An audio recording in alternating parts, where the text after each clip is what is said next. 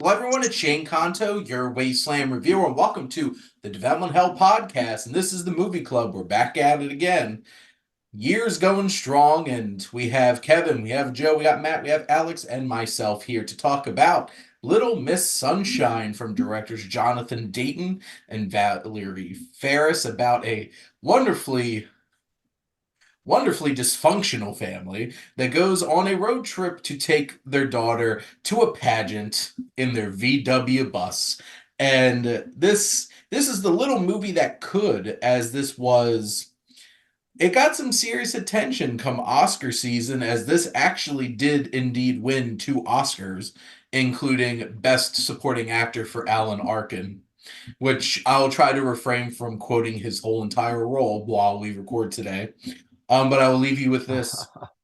Kid, don't do those drugs. You'd be crazy to do them. It's like, but you do them. I'm old. I'd be crazy not to. This did win Best Original Screenplay for Michael Arndt, and this was indeed nominated for Best Picture and Best Supporting Actress for Abigail Breslin. So this did get some love, the little movie that could. But let's go around. So, Kevin, what are your general thoughts on Little Miss Sunshine? I was pleasantly surprised by this. I didn't know what to expect going in. I didn't even know what the movie was about. I really liked the way they handled the subject matter. And my favorite part of the movie was just the general dynamic between everyone in the family. Uh, the standout for me was actually the father. I think he had kind of one of the tougher roles in the movie. He's kind of seething throughout the movie, and he's gradually accepting his family as the plot progresses. I like the way they handled it, but everybody was really a standout to me. Steve Carell was great. I always love. Well, this is only the second movie I've seen Abigail Breslin in. I think she was in Signs. She was the little girl in Yes. Signs, and she was great in that. She was great in this. I enjoyed it overall. It was great. There we go. In honor of Kevin's comments. Joe, what are your thoughts? So I put off this movie for a while. I didn't see it when it first came out. I would actually say I think it was a snow day. And when I was living in the same apartment as Matt, big snow day. I had a whole bunch of DVDs. Went to the Princeton Record Exchange, which is fantastic if you're ever in the area of Princeton, New Jersey, and you want to get all the DVDs, all the physical media, go there. But long story short, I remember watching it, and what I felt was so unique, even the second time we were watching it, getting ready for the podcast, is the fact that you have a dysfunctional family, but in a sense that I feel like it covers all generations, right? Where it really isn't just the parents, it's the kids, it's the older kids, it's the grandparents. Um, and in some aspects, and I kind of said this to Matt as well too, had a bit of a Simpsons vibe to it, where there's serious elements to it, but there's still something surreal about it, which I guess kind of makes sense too, considering that the writer would go on to write the third Toy Story movie, which in Oh, wow. itself, yeah, it's kind of Mhm. a departure. No, not so much a departure, but does have does have an edge to it. Overall, very enjoyable film. For a while, it was like one of my favorite films, but it's still up there. It's a really good film. Absolutely. And he also wrote The Force Awakens. Mm. So he went on to bigger things for sure, and Hunger Games films.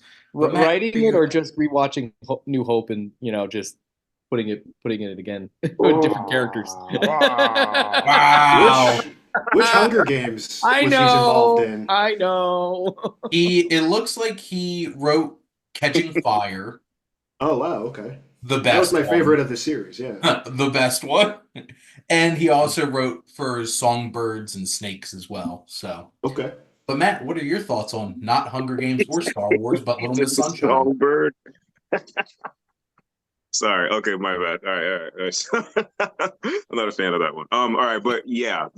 Little Miss Sunshine. What do I think of Little Miss Sunshine? I saw it in college, in a club where I met a few people from Ryder, actually, one being Shane. Where I saw this movie for the first time too. Gosh, you're cool. Oh yeah. Um, I liked it a lot. I had never, I don't know, it just never came across my radar until then. And I think that if I were to ever completely change careers, I feel like the thing that I'd want to do would be screenwriting. And I remember, so like Shane and Joe, like we saw this movie like 2 weeks ago or something like that together. And it had been a while. I haven't seen it since college. You know, I remember liking it. And I remember like asking one of them, I was like, hey, so what happens?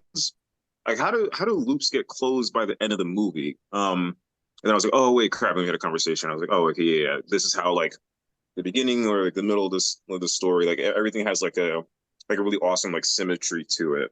It's not kind of like lost plot lines, and it's not like, oh, so this is a comedy, so we can kind of like BS a little bit, and no one's really gonna kind of like take it so seriously or think about it so much that like we're gonna have to like go above and beyond. Like this movie actually does like a really good job at being kind of like a smart comedy, which is like really cool actually.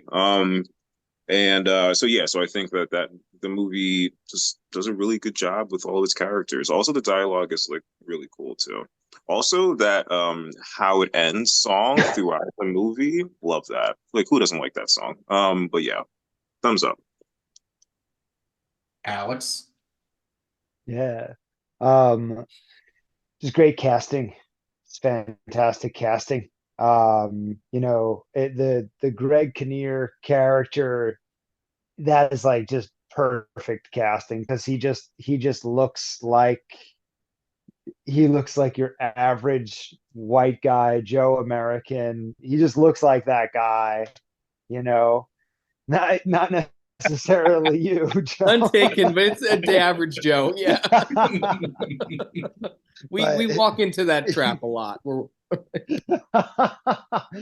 but he really does. He just looks like it was just perfect casting, you know.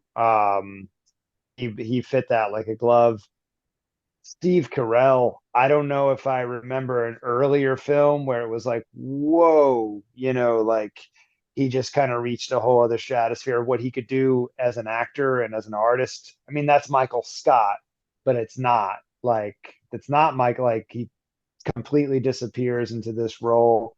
And yeah, it's just great casting, and it's a slice of life movie, but it just really resonates. And I forget. Oh yeah, it just. I mean, a lot stands out, but just. I mean, the Alan Arkin character.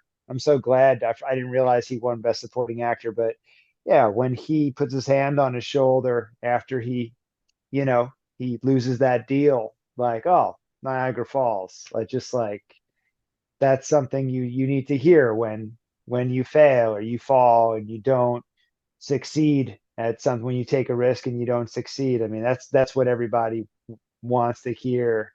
And it's yeah, no, it's a beautiful picture. It's a beautiful picture, kid. Absolutely. This is probably the fourth or fifth time that I've watched this movie. If you ask me what are some of my favorite films, I'll never bring this up, but every time I rewatch it, I'm like, I love like almost every single second of this movie. And it's because it's perfect. It's exactly what this film needs to be. Hits every beat, and the casting, like you said, Alex, is absolutely perfect. And what's crazy is these weren't all the original picks to be in the film because Bill Murray was originally supposed to be in this as the uncle. Like that wasn't supposed to be Steve Carell. Okay. And I can definitely see Bill Murray being a depressed professor but it Yeah. would be very Bill Murray. Yeah, I Right. feel And like what Steve right. Carell does here Sure. is definitely something different, but it works so well. Yeah. And Joe and Matt can attest, I was talking shit about the dad the whole entire time we were watching this movie because there's so many like aggressive, abusive things that he says towards his daughter throughout with this mindset that he has Yeah. that he's trying to sell. And like the ice cream thing was so sad. And Mm. but he goes through the best arc in this whole entire film. And you just see the moment where he's sitting watching that pageant, which also pageants are messed up. Don't put your little girls into these pageants. They're disgusting and creepy. And so's the guy that hosted it. What a disgusting creep. But it's one of those kinds of things, like, you just see how it's shifting, and this has one of the most fun endings. Like, them all together up on the stage is so wonderful and cathartic. But no, this whole cast is great. Toni Collette's one of the best actresses working today, and I feel like she never gets enough credit. Paul Dano has to do a lot without saying basically anything for 2/3 of the movie. Yeah. And he does such a great job with it. Steve Carell's amazing. Abigail Breslin, I'm glad she's still working and still doing certain films and stuff like that, because she was so great in this. And of course, Alan Arkin is just amazing. And Yeah. just he's Great. so good in this, pitch perfect. And even like all of like the small castings, like Bryan Cranston popping up being the businessman that he's trying to sell this idea to, so good. Dean Norris as the creepy pervert state trooper that shows up. And I have to give a lot of credit to Beth Grant, who is the queen of playing middle-aged white women that I absolutely hate in movies. She did it in Donnie Darko. She does it in this movie.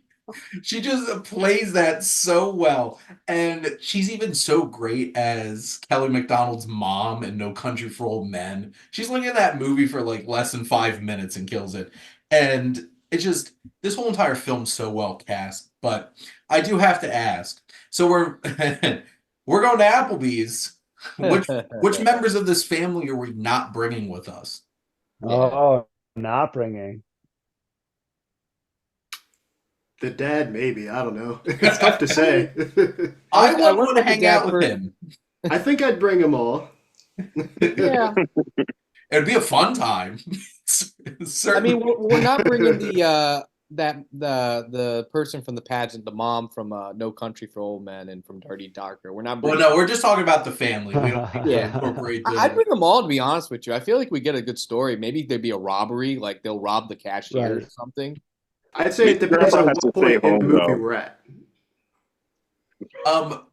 No, the grandpa has to come. Who's gonna bring the drugs to this Yeah, because he's Applebee's? gonna be like, oh, like I need to go to the bathroom and powder my nose, and it's gonna be like, wait, is that a code or is that That's drug? literally what it meant. Yeah, yeah. Like, worst case scenario is that he passes away in the bathroom at Applebee's. Can you imagine this? Um, They still make Well, you pay for your food, like crazy. crazy.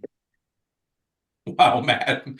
But what are some of the moments that really stood out to everybody from the film? It's funny because I was just thinking about when we're talking about the grandfather. I always forget how sudden his death is. But in actuality, it does embody what an overdose is like, where, you know, I work in addictions, and I try to explain this to a lot of people I work with. You know, every time you're using substances, you are, putting yourself at a higher risk of dying. And, it's so subtle, and watching it again, because it just sort of happens, but in the same way that it just kind of happens, and it's a big detour. It impacts the whole family, and the way it was handled in the movie. I mean, granted, the hijinks of figuring out what to do with the body. I mean, I feel like that comes with, the story, but, you know, even watching that scene, right? And I think we were rewatching. We were like, when was the moment? Like, did he have the drugs? It's like it's just that split moment where he's just taking it out, and then just finding out he dies. Never like a scene where you actually see him use it. It's such good filmmaking and editing, because we Mhm. see him close the door to the bathroom. Mm-hmm. It cuts to the next morning, and you see Abigail Breslin waking up her parents and saying, Grandpa will move," or something like that. And that's like, us as an audience know exactly what that means.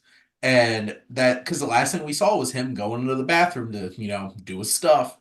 And it's such a emotional moment. And that's one of the best things about this film is that it knows how to be absolutely hilarious, but then tackle really challenging things from like suicide and addiction and drug overdoses and all these different kinds of things and hit that emotionally. So yeah, that's definitely a big impactful scene in the film. What else? Hmm. I think also just to go with what Joe said, like about like I guess like the overdose is that I feel like in maybe a different movie, and maybe there's like a different cut of the movie, and they did film like him actually kind of like grabbing at his chest or like kind of like falling to the floor, but they didn't show any of that. So like for him to open up the fanny pack, close the door, and then like switch to the next scene, like that was interesting because from like an editing perspective, like that kind of like hits you kind of that kind of hits you a lot quicker because that's the second time that he's used drugs in the film. And I'm assuming people that probably watch the movie for the first time are going to think that, oh, he's just doing it again. Like, and it's going to happen. Mm. Whatever's going to happen is going to be the exact same like result. He's going to get high, and then that's it. It's going to be like funny, and it's whatever. Grandpa was doing like wild stuff again. So I thought that was Yeah. kind of interesting. So you didn't have to. You don't have to always kind of like. You can be like really, really subtle, and like an emotional kind of like result can still come out of that, which is like effective. So yeah, no, I agree with Joe.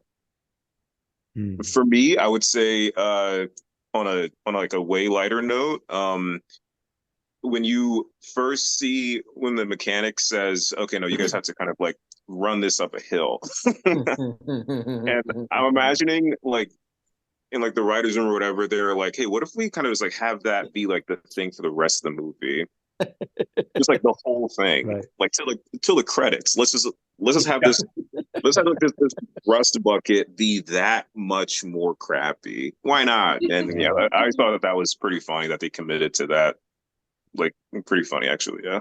Yeah, that whole sequence Yeah. where they're all trying to run in the bus, which also top tier running acting for Steve Carell, running like the T-1000 from Judgment Day was such a great acting choice. Which you see it in that scene for the first time, but then when you later in the film when he's running to get registered through the whole entire hotel was so good. But no, obviously that was the trailer moment of them all desperately trying to get into the bus Yeah. as it's going. Right. Hey, can I add It's something so too to that as iconic. well? Go ahead, Joe. So, like, I was saying this when we were watching the movie because in animation, when you're developing a character and a personality, every character has a walk cycle and they shift their weight, and that's how they always determine a character. Every member of the family has a unique run and walk Hmm. that really shows their personality. And it's a little thing that I Wow. feel like in acting you don't see enough. And that, Okay. saying that even this, it's a trailer moment and it becomes like an iconic moment in the movie, but it also really Hmm. shows you their personalities and how they carry themselves. Yeah, if you look at like That's Paul Dano, he's all like crazy. shoulder hunched over and so like nihilistic the whole entire movie. Kevin, what's your like standout moment? I was actually going to mention the grandfather as well. Mhm. Probably the standout scene in the movie for me is his final interaction with what's the little girl's name? Abigail Breslin. Oh well, Yeah, the Olive. character Olive. Yeah. His final interaction with Olive before he passes, where she's nervous about going to the show, and he gives her that final push. That's her final interaction for him while he's alive, Mhm. and I appreciated that they stuck that on as his final living scene, basically, because I was thinking about that later when everyone's trying to talk her out of going through the show. And then I was just thinking about that. Like, he comforted her. He said, as long as you try, it's good. So she goes ahead and she tries, for her grandfather. I liked that little connection there. So that was a Oh, standout scene. she didn't just try, Kevin. Hmm. She delivered. Yeah. You believed it. Yeah. That I just side note, I remember watching this for the first time in film club, like Matt referenced, And when it finally reveals her number and what it was, and how they're all disgusted by it, like all these women and like all these pageant moms, yet all the disgusting things they put their daughters through was perfectly fine. You Great can't little deal bit with of some, irony. can't deal with some rich. It's like super freak, so perfect. Alex, what's your like standout? Trying to think if anything in particular stands out to me. The ice cream scene was very, yeah, that was a poignant scene. And I might be looking, there might be a couple things I'm looking too much into. You tell me if I am, but it was called Pan's Diner. It looks like a Denny's, but they had them, I'm Yeah. assuming they had to change the name. So it was Pan's, Pann apostrophe S, like Peter Pan, you know? And so in that scene, she's eating the ice cream and he's telling her, well, this is not what, a beauty pageant contestant, those women don't do this. And you could just see her like, like the conflict in her eyes. And then they end up winning out and going, that's some pretty good ice cream. You sure you don't want it? And then she gets to eat it. And it's just so satisfying, because the kids end up winning. So I don't know if I'm looking too much into stuff like that, but that is a fantastic scene. And it's funny. I mean, it's all guys on the podcast, but I would imagine that if you're a girl or a woman watching that scene, you know exactly the pressure, that you're under as a girl growing up as a teenager, not, being told, oh, you can't have fatty and sugary foods because that's not how those women look. Those women are skinny. I mean, I even heard, a woman in my family earlier today equate skinny with being attractive. And I remember, and I had just watched this scene, and I thought to myself, "Oh, geez, you know, wow." So there's definitely, depending on who you are, that scene like resonates, I think, even more. So that moment definitely stands out to me. I don't know if I would have said that, but I think one of you guys brought it up and was like, "Oh yeah, that was a great scene." Yeah, And the that's good that because there's a. Oh, I'm sorry. okay, Kevin. Just and there's a nice callback to that when she talks to Miss California at the pageant. Mhm. Asks her, "Hey, do you eat ice cream?" I Yeah, this is love my ice favorite flavor. cream. And it's just like, yep. Because we Oh, all eat yeah, ice cream. We all love ice cream. that's Uh right. but no, that was the moment where I really wanted to punch the dad in the face. Like that was like hit the lowest of low, him playing those mind games with his own daughter and trying to like gaslight her Right. into not wanting the Well, ice cream. I think there's a guy but I like that think in every family. that's a difficult thing. Like he reminds me of like my dad to some degree, not like that. My dad, he eats plenty of ice cream, believe me. But some of like the way he talks reminds me of Greg Kinnear's character. But Greg Kinnear is the one who changes, right? I Yeah. mean, he's the one who probably changes the most, arguably, of Yeah. any of these people. And thank God he does, because that's what ultimately ends up saving, I think the family is him like having a change of heart, Him seeing getting the up bigger on that picture. stage, busting some moves. Yeah. Oh, So of course you want to punch him in the face because he doesn't get it. well, and I think that's one of the most moving parts of this film is that at the beginning, basically, only three of them are like part of this family and really love being a part of this family. Because, like, obviously, Olive is this young girl who just loves her family. And her grandfather is completely supportive and completely all in on this. Her mom is doing her best. You can tell she's just overwhelmed with everybody's shit at this point, but Yeah. it's it's Frank, it's the dad Richard, it's Dwayne. They're the ones throughout the course of the film that have to like feel brought into this family. And like because Frank's coming Right. in completely blind to this family because like he's in this situation his whole entire life has fallen apart And what a awkward moment at that convenience store with some pornography and a Slurpee. Uh, but it's just like that scene's like I feel like that's the scene that was like rock bottom for him in this film. But he comes Right. around, Dwayne comes around when Olive comforts him, when he has his moment, his future shattered. And then the part of the pageant where dad finally gets up on that stage and starts dancing, that's the whole entire film. That's the whole entire film building up to that point, and now they're one family together, weird and just a fun time.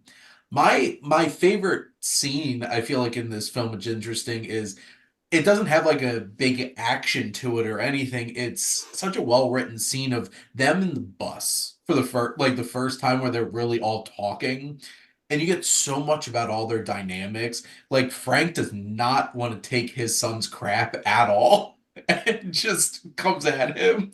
And then I'm sorry, not Frank. The grandpa not taking his son's Okay. crap. Frank Yeah. starts messing around with Richard the dad. And but I just love the whole interaction, like I quoted already with the whole drug thing. And he's like, there's like 10 women to every one man. And, like him talking Oh my about God. that whole thing. But what's so great is the punchline at the end when Olive finally takes her headphones off and is just like, what were you talking about? Politics.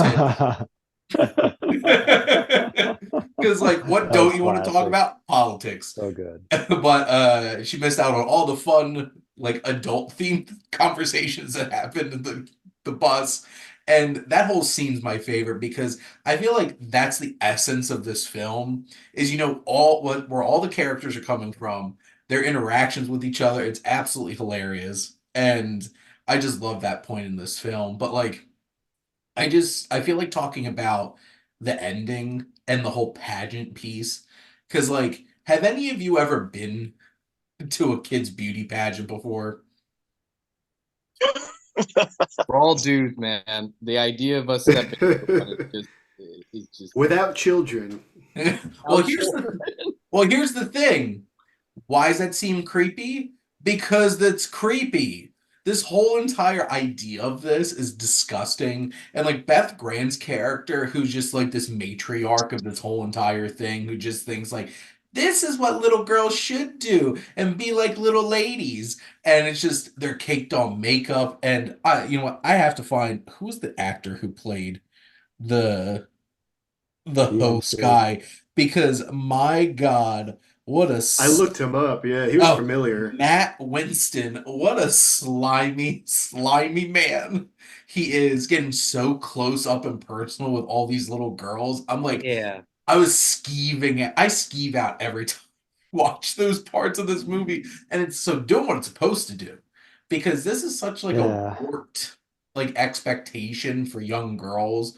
And it's just so satisfying when Olive finally does her thing. And it's so ironic that her choice of music from her grandpa, Super Freak, which is like a very outwardly proud, like it's like proudly sexual song that all these women in this pageant get so mad when literally all they're doing is sexualizing their little daughters, but It's a by God, mirror. this song being outward about it. Right. Exactly. It's a Interesting. mirror to their face. Yeah. Yeah. And just the whole family dancing to it was absolutely amazing. Gets me every time. It's so much fun, and none of them can dance, and it's wonderful. Because what a bunch of white people this is getting up there and Well, awkwardly I dancing mean, around to this song. I was I love Alex. Well, what are you gonna that do? happens sometimes. Too much sweet, whatever. Another day in America, I mean, Which we Special were, shout I out. mean, Shane, we were at the wedding, it was you, I mean, we had our own version of it. hey, we all had a fun. Well, first off, Joe came to play at the wedding, Yes, he almost did. throwing his back out. going so hard. Yes. And but like it just that moment is one of the most cathartically fun scenes in a comedy. It just so works, and it shows exactly where this family has come along, and they're all in it together, no matter how ridiculous and absurd their situation is. But Kevin, You're what kind were of you cheering gonna with them too. Like you're cheering them on. Like this is building up to that. Like you see them, like you said, coming together as a family. It is heartwarming. say? Kevin, what were you gonna say? Oh, I was just gonna say special shout out to that one audience member who was sitting next to Richard for Yeah! being great. The only guy who cheered.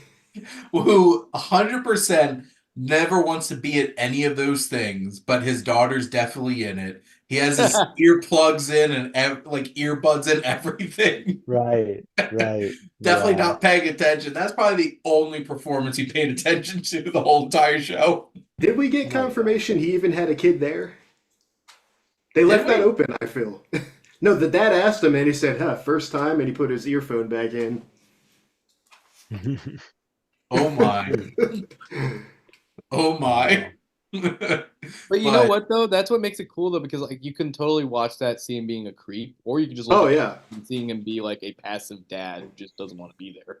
Right. I guess it works either way because like does. it totally sells being a passive dad who's just like, yeah, I'm here for my daughter. Listen to the game or whatever's going on in his headphones. Which also shout out to Wallace Lineham, who's I knew him from CSI, and Yeah.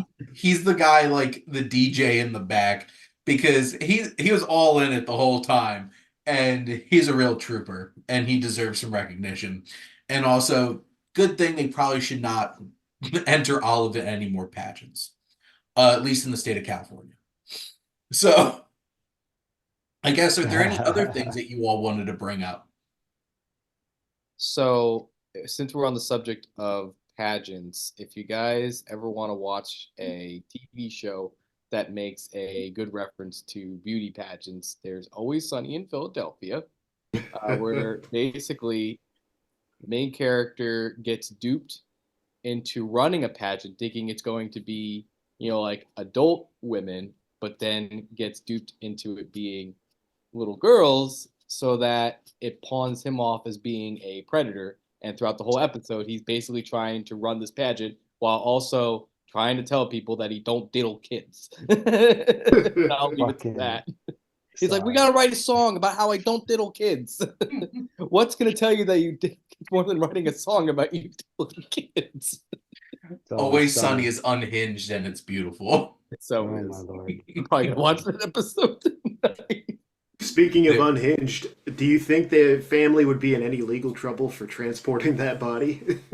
Well, it seemed, to be fair, I think they could get away with this because what's this, 2007 or something like that?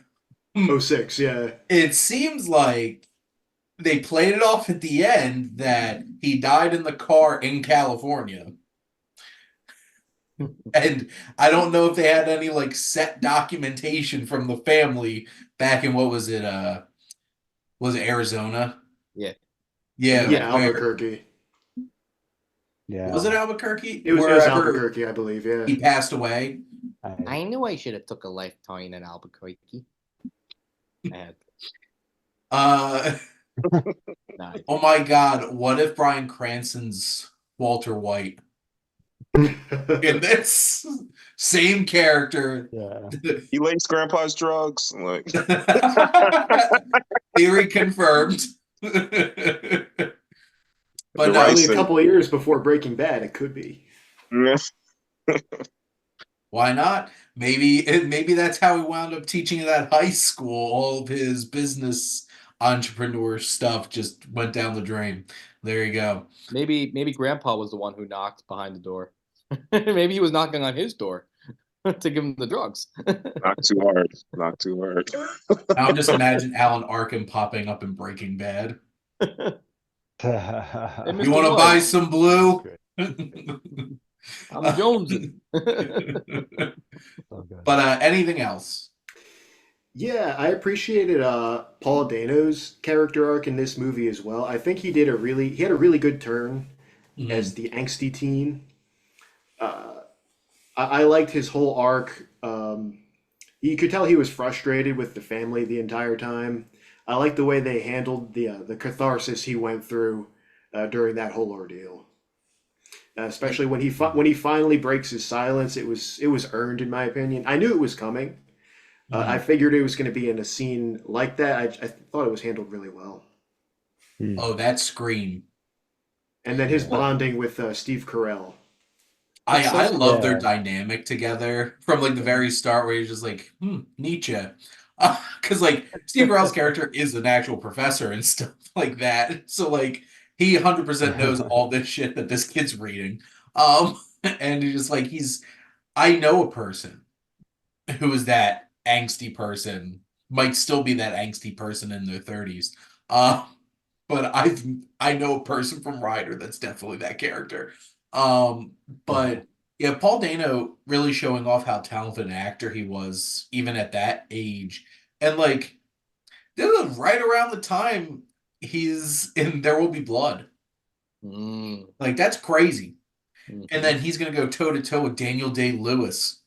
So big time for Paul Dano here, and still doing some great work. Loved him in the Batman. Such a Yeah, he creep. would have been like 21, 22 or something at the time, I think. Mhm. I looked it up briefly. Not a lot of people could go toe to toe and act alongside Daniel Day Lewis like he did in There Will Be Blood. So good for him. Mm, damn. Yeah. Anything else?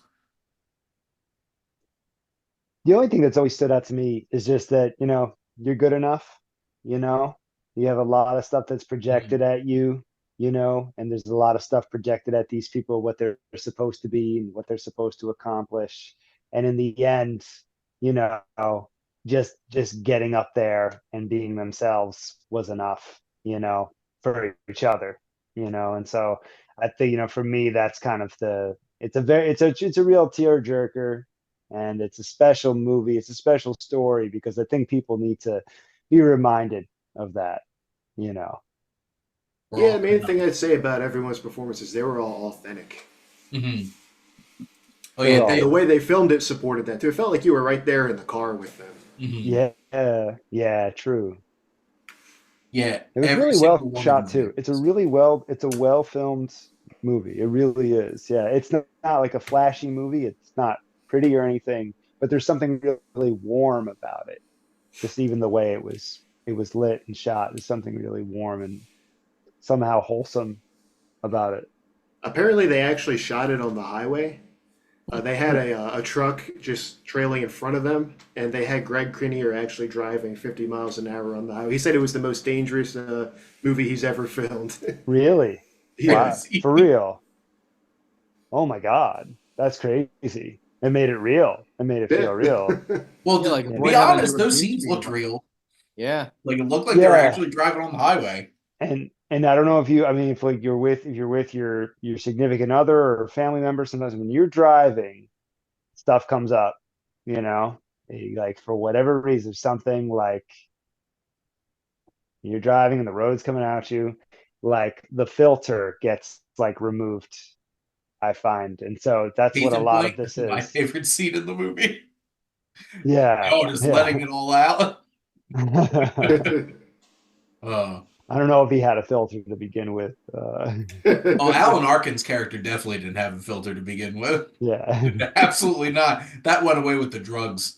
Uh, so, but that's Little Miss Sunshine.